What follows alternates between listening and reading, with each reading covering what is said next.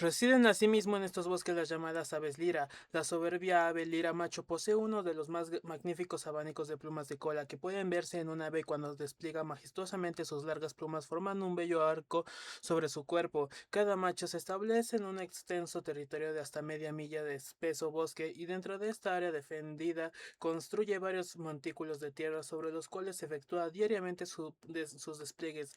Su canto de despliegue incluye notas de muchas otras especies de aves, ya que las aves lira poseen la más consumada habilidad para el mimetismo, como ocurre frecuentemente en especies cuyos machos son particularmente llamativos. Las aves lira son polígamas. Los espléndidos machos no toman parte alguna en la construcción de los nidos, incubación o cuidado de las crías, dejando estos menesteres a sus compañeras. En Nueva Zelanda, el aislamiento de las islas se tradujo en la ausencia de mamíferos que habitan sobre la Tierra y por consiguiente dicho espacio vital que en otras partes se haya ocupado por mamíferos queda disponible para las aves. Además, al no haber mamíferos depredadores, las grandes aves no tenían necesidad de volar para escapar del peligro. De suerte que cuando los grandes pájaros, a veces demasiado pesados para volar, evolucionaron en Nueva Zelanda, pudieron ocupar nichos ecológicos seguros hasta que el hombre llegó en las islas y comenzó a destruir los bosques. El país fue un verdadero paraíso para las aves no voladoras. En los más espesos de los bosques se encuentran los pequeños y tímidos kiwis, que poseen solo diminutas alas y una cola no visible. Actúan por la noche cuando mayores son las probabilidades de que los lombrices que constituyen su alimento se hallan cerca de la superficie. A diferencia de cualesquiera otros pájaros, los kiwis poseen los orificios olfativos cerca del extremo del pico en lugar de su base. Cazan lombrices gracias a su olfato.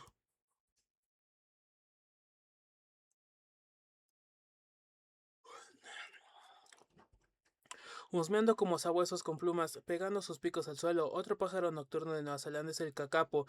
Qué bonito es el pavito. Este yo sí lo conozco. Tan gordo el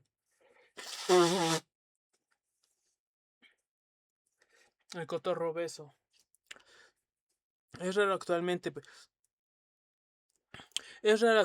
pero algunos sobreviven todavía en los bosques montañosos de South Island. Al ser corpulentos pero de músculos proporcionalmente débiles para mover las alas, el cacapo es incapaz de impulsarse para el vuelo, pero cuando trepa los árboles para obtener fruta y néctar, sí es capaz de deslizarse planeando hasta el suelo. Durante el verano, en los altos valles montañosos cubiertos de juncos, se encuentra el raro Takaje, que tampoco vuela y que lo mismo que el cacapo es exclusivo de Nueva Zelanda. El takaje emigra a los bosques cercanos en el invierno meridional. El, el hueca, con el relacionado en otro país, es otro pájaro incapaz de volar, pero nos da un extraordinario ejemplo de supervivencia ante el hombre y de los depredadores que han traído consigo. Al ser carnívoro, el hueca encuentra un aditamento agradable a su dieta en las ratas y ratones recientemente introducidos en el territorio, conocido asimismo como rascón de bosque. El hueca es un pájaro parduzco de tamaño aproximadamente de un pollo. El tacaje de Nueva Zelanda, incapaz de volar, se considera extinguido, pero ha sido descubierto en South Island por el verano, en que los valles altos de la montaña hiberna en los bosques que hayas en los bosques de hayas que crecen en menor altura. Tiene el tamaño aproximadamente de una gallina doméstica grande.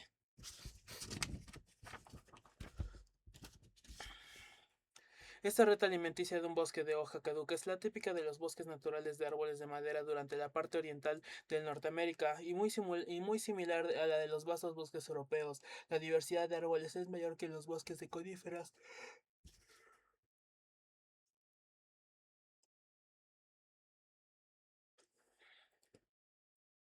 dominando el roble, la haya y el arce, y en las zonas más húmedas los más húmedas, los álamos, sicomoros, falsos plátanos y los sauces. La característica más visible de estos bosques es la ausencia de hojas durante el invierno y comienzo de la primavera, lo que permite que haya luz suficiente para que sea posible la vida de un rico estrato de plantas más bajas, muchas de las cuales tienen limitada su época de desarrollo a los comienzos de la primavera. Antes de que los árboles se cubran plenamente de hojas, la floración de hojas tiernas en la primavera proporciona una rica fuente alimenticia para innumerables clases de insectos, en gran parte orugas y gorgojos, los cuales a su vez son fuente principal de alimento para muchos otros animales, especialmente aves insectívoras como las currucas, que emigran procedentes del sur para criar en medio de esta abundancia de alimentos. La mayor diversidad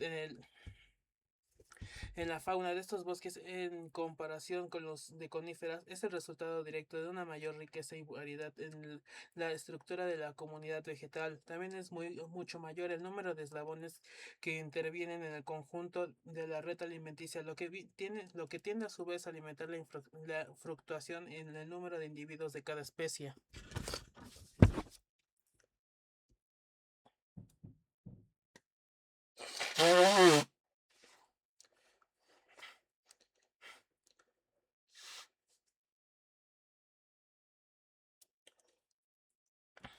Bosque de clima tropical. En los trópicos de luz del sol es más fuerte y más constante que en cualquier otra parte del mundo. Allí donde las lluvias sean solo moderadas, la carencia de agua establece de hecho más límites sobre la vegetación, creciendo los árboles espinosos capaces de mudar sus hojas durante la parte más seca del año.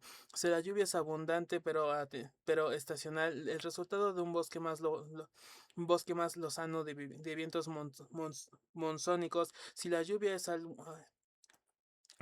abundante durante todo el año, nos encontraremos con los más extraordinarios de todos los bosques, las pluvícelas tropicales, publica, pluvícelas tropicales, donde por su número y por su ritmo vital, la vida vegetal de la Tierra alcanza su crescendo en América Central y Sudamérica, en el África ecuatorial y en el sudeste de Asia y cerca de las costas septentrionales de Australia, donde se recogen de 40 a más de 100 pulgadas de lluvia cada año. Árboles gigantes se encumbran en el aire a 160 pies de altura, destacándose sus espesas copas como islas sobre el verde mar de follaje que forman las copas de los otros árboles ligeramente más bajos. Se filtra luz suficiente a través de este cielo verde y denso que permite el desarrollo de arbustos y de árboles más bajos y de follaje menos denso. Sobre las hojas, ramas y troncos de las plantas de mayor tamaño crecen espífitas, plantas de menor tamaño que logran asentar sus raíces en las grietas de los bosques y trepar así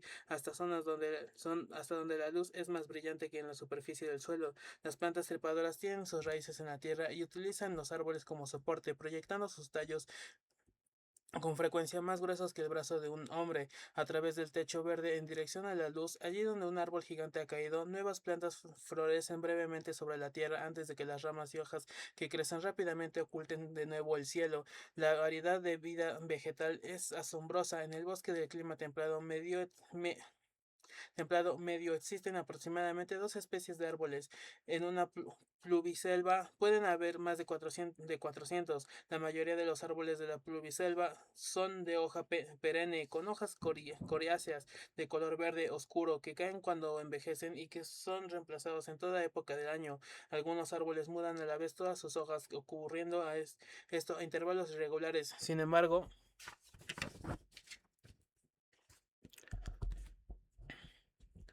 se producen cambios estacionales regulares, en particular cuando llega la floración y la fructifica.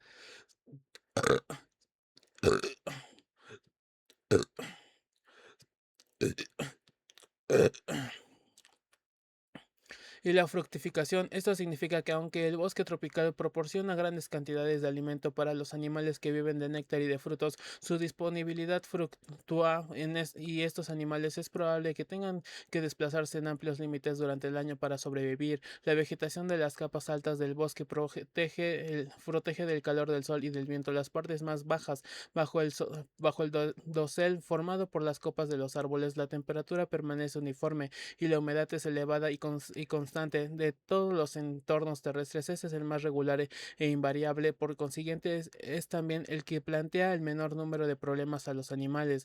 No es sorprendente que en cuanto al número de especies y de individuos, los bosques de lluvia tropicales sustenten una vida animal increíblemente rica.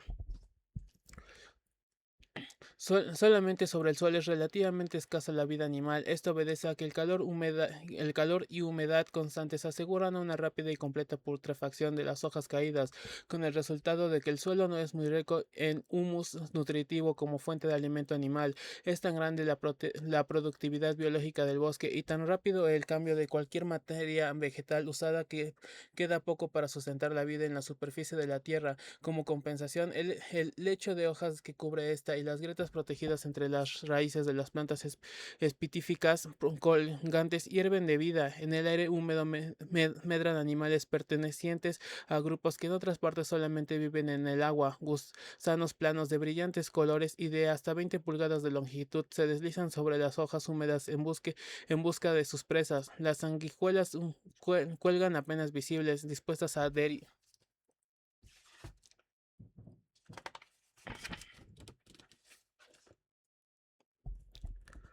adherirse y succionar la sangre del primer animal que pase. Los animales terrestres amantes de la humedad son también frecuentes en estas condiciones ideales. Llegan a alcanzar tamaños casi increíbles. Y los caracoles y nitrópodos gigantes se alimentan de hojas y los cien pies gigantes son carnívoros. Existen también escorpiones y arañas gigantes, así como un sinnúmero de otras más pequeñas. Medreando asimismo en este húmedo entorno se encuentran gusanos terciopelados que pueden alcanzar hasta 6 pulgadas de longitud, evitan la luz fuerte y pasan la mayor parte del tiempo frecuentemente en grupos bajo los árboles caídos en estado de descomposición para defenderse ante cualquier intruso. Pueden descargar una sustancia pegajosa a partir de unos orificios que poseen a ambos lados de la boca. Se alimentan de pequeñas arañas e insectos y se hallan armados de puntiagudas y afiladas mandíbulas. El bosque de lluvia tropical hierve de insectos. Diminutos insectos de color parduzco desprovistos de alas abundan en el lecho de hojas que cubren el suelo, alimentándose de la vegetación caída en estado de descomposición. Retornan importantes sustancias minerales a la circulación de manera que pueden ser usados de nuevo por otros seres vivientes y en gran medida desempeñan la misma misión de los gusanos o lombrices de tierra y otros moradores del suelo de los bosques de clima templado. Las termitas son asimismo importantes para desmenuzar las hojas muertas y ningún árbol muerto tarda mucho tiempo en tener su colonia de termitas que excavan galerías para formar un amplio nido alimentándose de la madera muerta.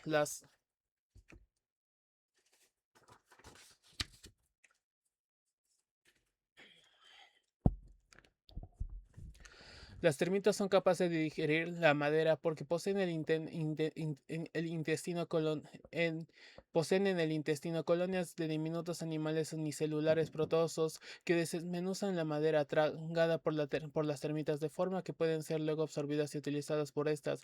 También las hormigas viven en colonias enormes, aunque existen en otras regiones, en ninguna parte son tan numerosas como en los trópicos. Dentro de la estructura de una colonia existen tipos de individuos con funciones específicas y separadas encargados de procrear, recogen alimento y en ciertos casos luchan en algunos lugares verdaderos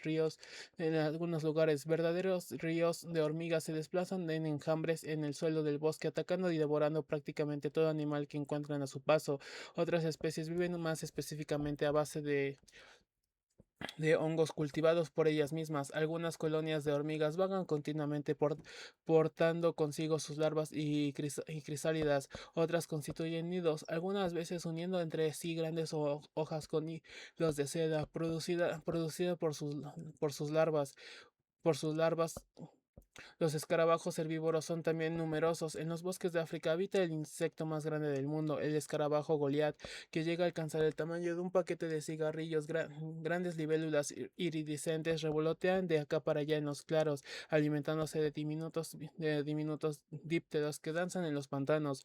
Otros insectos viven a niveles más altos, cerca del techo del bosque y se ven por tanto menos desde el suelo. Arriba, ya a plena luz del sol, se encuentran las flores de algunos de los árboles del bosque y allí recogiendo alimentándose de su néctar, polillas, abejas y mariposas de brillantes colores.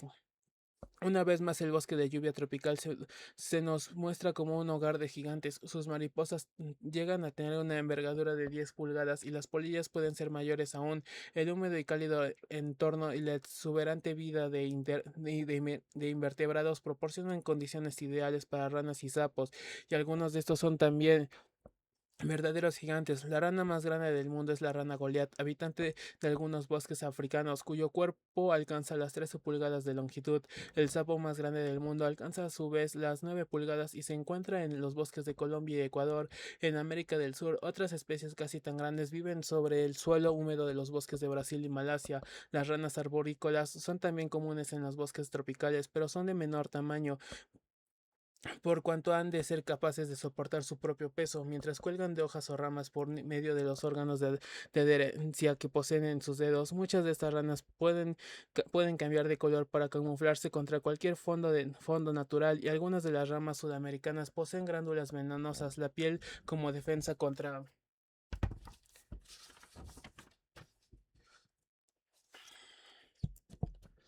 sus enemigos. Estas se hallan brillantemente coloreadas a fin de advertir a sus posibles atacantes. Los estanques de aguas tranquilas y frescas no son frecuentes en los bosques tropicales, y dado que los renacuajos anfibios serían arrastrados sin los huevos fueran depositados en arroyos y ríos de fuerte corriente, existe una escasez de lugares para la cría de los anfibios convencionales. Como consecuencia de este problema, las ranas que habitan estos bosques muestran una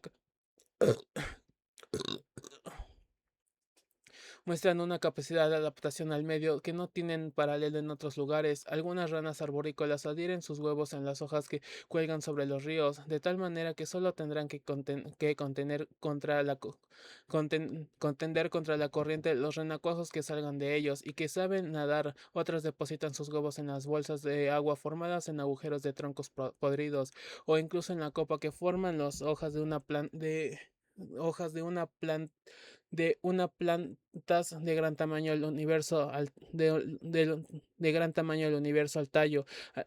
Al unirse al tallo, algunas ranas depositan huevos de los que saldrán ranas en miniatura, pero totalmente formadas. Depositan estos huevos en el lecho de húmedas hojas de superficie del suelo o inmediatamente bajo este. Otros métodos que producen idénticos resultados, aunque aún poco más lentamente, es el de otras ranas de Sudamérica, que depositan los huevos sobre el suelo envueltos en una masa de espuma. La espuma mantiene a los renacuajos húmedos hasta que se convierten en diminutas ranas. Los huevos fertilizados de la rana marsupial son llevados sobre la espalda de la madre en el interior de una bolsa húmeda en la cual se desarrollan en ranitas totalmente formadas antes de salir, haciendo sus madrigueras en el lecho de hojas o en el húmedo suelo, y rara vez observados se encuentran los cecílidos.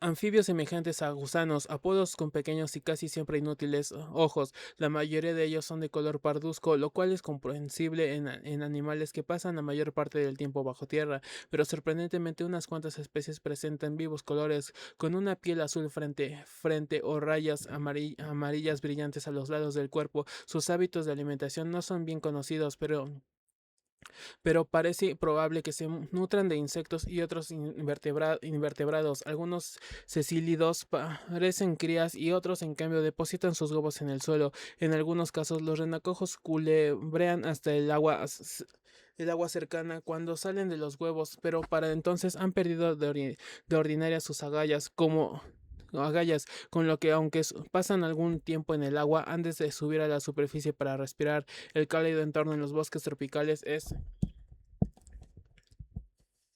idóneo para los reptiles y para los anfibios, y tanto sobre el suelo como en las ramas pululan las serpientes y los lagartos. Los que habitan en los bosques sudamericanos son particularmente poco comunes, ya que durante gran parte de su historia América del Sur ha sido una enorme isla, no unida a otro continente.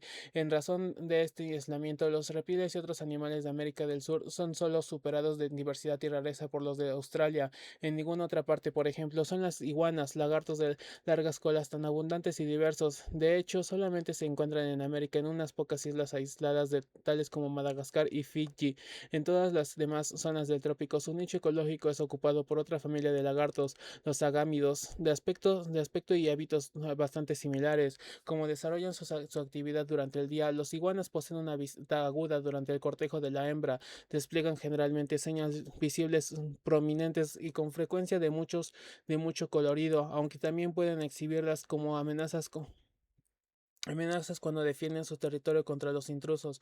Por ejemplo, la iguana común, una gran lagarto trepador de árboles de los bosques tropicales americanos, posee una cresta prominente de púas coriáceas a lo largo de su lomo. A diferencia de la mayoría de los lagartos, las iguanas son principalmente herbívoros. La iguana común se alimenta en especial de frutas, hojas tiernas y flores, aunque algunos pequeños animales también forman parte de su dieta, pertenecientes a la misma familia. Los anoles o falso camaleón americano son con frecuencia de brillantes colores por su pequeño tamaño y poseer algunos adhesivos aplanados en los extremos de sus dedos. Los anoles trepan muy bien, ocupan la misma clase de nicho ecológico que los camaleones africanos y al igual que estos cambian de color para camuflarse sobre una gran variedad de fondos. Lo mismo hace durante el cortejo de la hembra y cuando se hallan bajo tensión tienen relación con los basiliscos que también viven en los bosques tropicales de América. Estos trepan bien utilizando sus afiladas garras en lugar de órganos adhesivos. Sobre el suelo corren a gran velocidad, apoyándose exclusivamente en sus patas traseras, manteniendo su larga cola bien separada del suelo para equilibrar cabeza y cuerpo. Se mueven tan rápidamente los basiliscos que se han visto como algunos corren sobre el agua, soportando su peso de forma similar a como sostienen el de una piedra lanzada a través de la superficie paralelamente. Los bosques de América del Sur son el hábitat de una serpiente verdaderamente gigante, la anaconda, que al igual que todas las constrictoras, mata a su presa estrangulándola hasta que muere. La anaconda no se encuentra nunca lejos de los grandes ríos de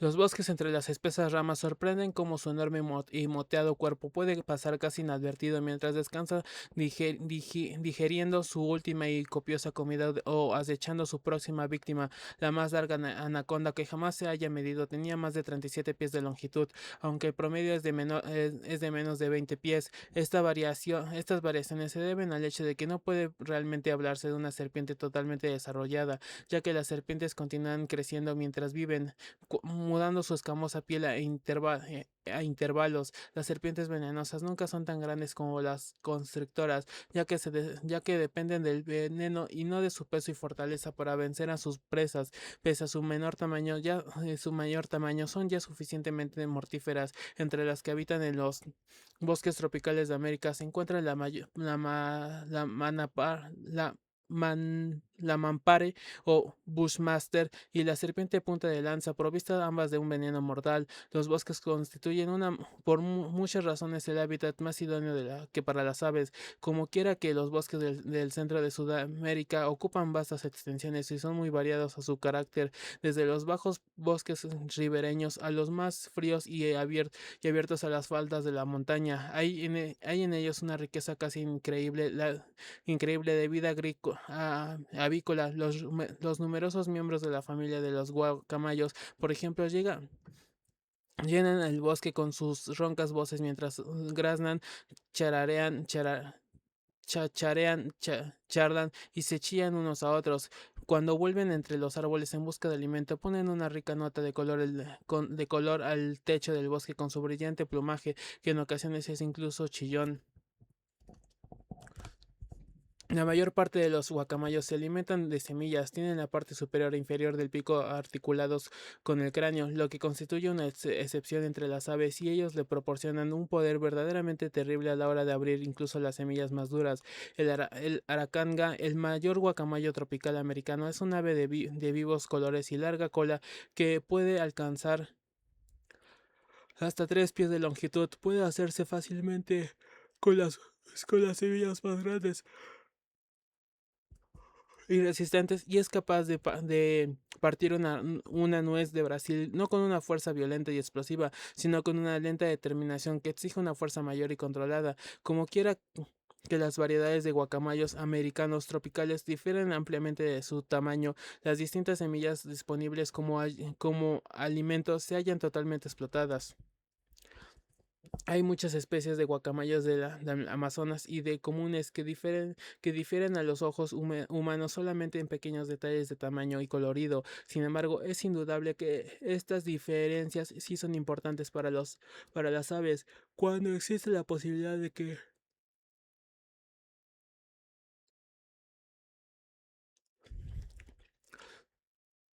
se encuentran animales silvestres de especies muy similares. Tiene que haber algún mecanismo que les garantice el poder reconocerse sin lugar a error. Sería negativo para una especie si muchos de sus miembros malgastaran la época de procreación cortejando y tratando de procrear con miembros de una especie distinta, produciendo así huevos estériles o a lo sumo crías híbridas que probablemente carecerían de las útiles y especiales adaptaciones de sus progenitores originarios. Es significativo el que la mayor parte de los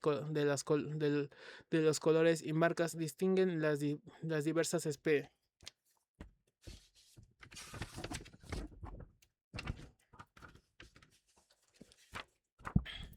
especies de los guacamayos y comunes del Amazonas se encuentran precisamente en la cara y en la cabeza o en la parte de alada que corresponde a la muñeca humana y que es la que se dobla hacia adelante.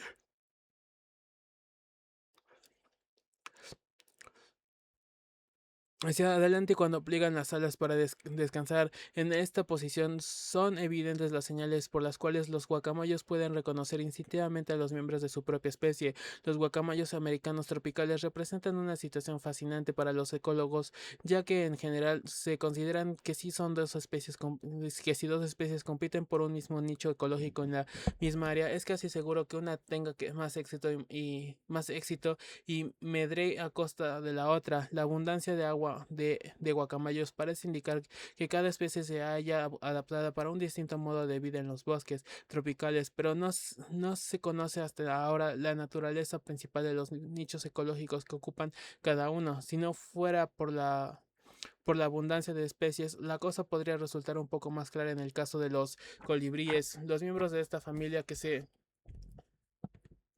encuentran únicamente en Norte y Sudamérica, visitan todas las flores de cuyo néctar se alimentan, sorbiendo el dulce jarabe a través de sus largas lenguas tubulares. Dado que las flores varían en forma y tamaño, las diferentes especies de colibríes se han adaptado a su vez para alimentarse de especies concretas de flores, presentando picos de distintas longitudes y diferentes grados de curvatura. Muchos colibríes son distintos.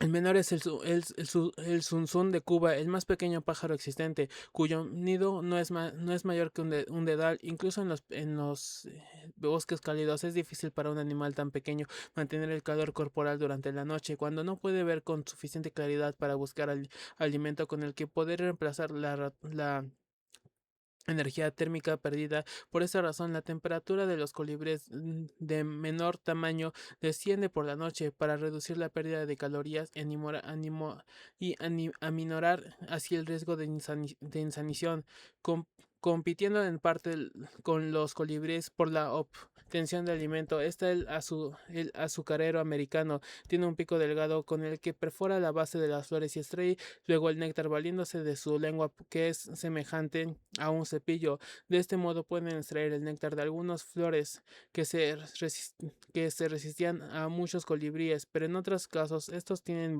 ventaja, puesto que son capaces de quedar suspendidos en su vuelo, lo que les da acceso a una serie de flores verdaderas ven- ved- vedadas a los azucareros.